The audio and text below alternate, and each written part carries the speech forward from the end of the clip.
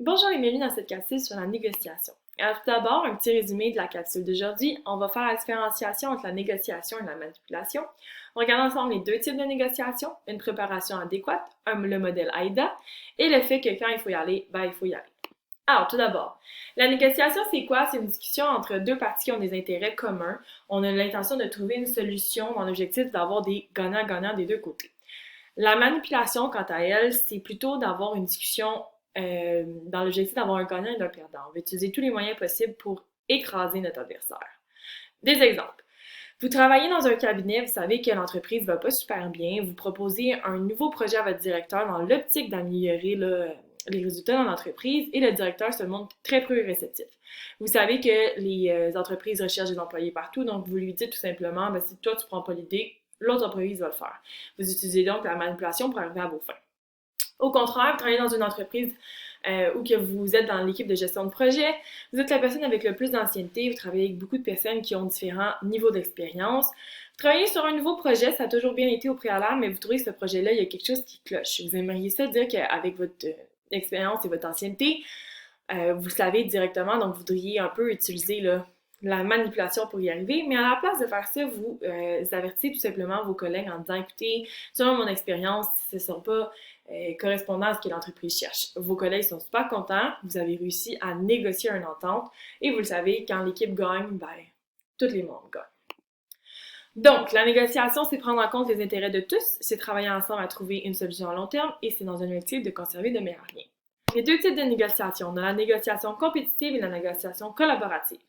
Une négociation compétitive, c'est souvent attribué à une manipulation, mais c'est pas du tout la même chose. C'est juste que ça doit être utilisé dans le bon environnement, le bon public cible et selon le bon sujet. Parce que c'est une négociation qu'on peut dire un peu plus euh, compétitive, un peu plus agressive dans le moment, là, dans l'action. Une négociation collaborative, ça va prendre plusieurs séances et c'est dans un objectif de long terme. La préparation. Donc, la première préparation que vous devez faire, c'est savoir à qui vous vous adressez. C'est quoi l'environnement? C'est quoi les besoins d'entreprise? La culture, le domaine. Je vous donne un exemple super pertinent à votre droite. Vous êtes une entreprise qui travaille dans le domaine de l'informatique. Il y a une entreprise de construction qui vous approche pour travailler sur un site web dans lequel ils vont mettre de l'avant des procédures sécuritaires, des nouvelles, etc. Vous préparez de votre côté votre projet. Vous rencontrez pour une première fois le client. Le client a apporté des employés. Vous présentez le projet, vous êtes super fiers, mais à la fin de la rencontre, les employés, pas du tout d'accord, pas du tout réceptifs, très contre l'idée.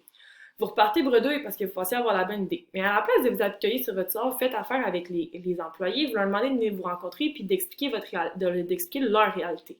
Ils vous expliquent qu'il y a l'âge en fait est beaucoup plus âgé, donc peu axé sur les sites web, qui n'ont pas d'accès à des bureaux, que les demandes des gestionnaires sont valides, mais pas nécessairement contextualisées à leur environnement. Vous repartez de votre côté, présentez une deuxième idée aux clients et aux employés qui étaient présents et vous trouvez en fait un juste milieu qui va vous permettre d'avoir une négociation positive par la suite. Donc, au niveau de l'environnement, il faut savoir quels sont nos intérêts communs entre les parties à l'idée que vous proposez. En quoi votre projet va être bénéfique pour eux? Si la compagnie est sceptique, il faut savoir aussi comment vous allez la rassurer. C'est là que je vous propose de faire un peu les avocats du diable, dans le sens où vous splittez votre équipe de gestion en deux et vous mettez de l'avant des besoins, peut-être des inquiétudes et vous trouvez des solutions à chacune d'entre elles. Quand vous allez faire votre négociation, par contre, c'est important de ne pas montrer que vous avez réponse à tout, mais plutôt que vous avez une piste de solution à toute inquiétude. La méthode AIDA, c'est quoi? C'est une méthode qui est utilisée pour puncher votre discours. Ce qu'on propose souvent, c'est d'avoir une introduction et une conclusion qui sont marquantes, de maximiser vos idées à 3, donc de toujours réaffirmer ces idées-là puis les mettre de l'avant. Et pour ce faire, dans le fond, on vous propose la méthode AIDA qui est d'accrocher l'attention, d'éveiller l'intérêt, de susciter le désir et d'inciter à l'action. Et à un certain point, prêt à peu près, il faut y aller. Donc, gardez toujours en tête que les deux parties ont des intérêts communs, que les personnes qui représentent l'autre partie, c'est pas eux le problème. Le but, c'est de trouver une solution gagnant-gagnante. Qu'il faut écouter, poser des questions, réaffirmer ce qui est dit, entendu durant la négociation. Il faut aussi savoir reconnaître quand l'argumentaire s'est éloigné de l'objectif. L'image que j'ai mise à droite, c'est une image qui montre de l'avant qu'il n'y a pas juste la communication verbale, mais il y a aussi la communication non verbale. Autant que savoir si les personnes sont sur la défensive, que l'intonation de votre voix, c'est à prendre en considération autant pour vous qui présente, autant à qui que vous vous adressez. Ceci étant dit, j'espère que la capsule sur la négociation vous a aidé et je vous invite à continuer vos apprentissages dans les autres capsules.